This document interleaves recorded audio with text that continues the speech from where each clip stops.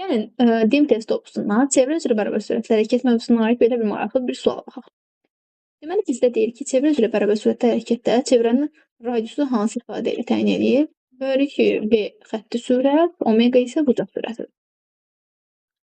Mən bu cür testləri həll eləmək üçün təbii ki, düzbucaqlı üçbucaq qaydasında bucaqları bilməliyəm və bilirəm ki, bu tərəf omeqadır. Onda mən bunu burdan düzbucaqlı üçbucağa tamamlasam, yəni V-ni artıq köçürdüm bu tərəfə. Bu hissə olacaq V.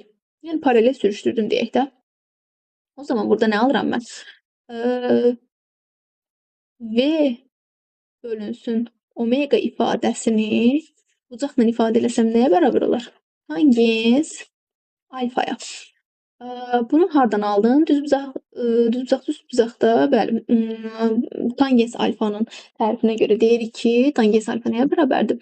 Düzbucaqlı üçbucaqda bucağın qarşısındakı katetin bucağa bitişik katetə olan nisbətinə bərabərdir. Gəlin indi V-nin omega ilə olan düsturunu yadımıza salaq. V bərabərdir omega R. Vurulsun R. Buradan R-i tapsam, R bərabərdir V bölünsün omega.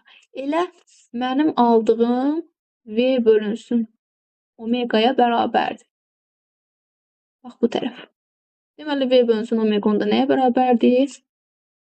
Elə tangens alfaya bərabərdir. Cavabımız B bəndi.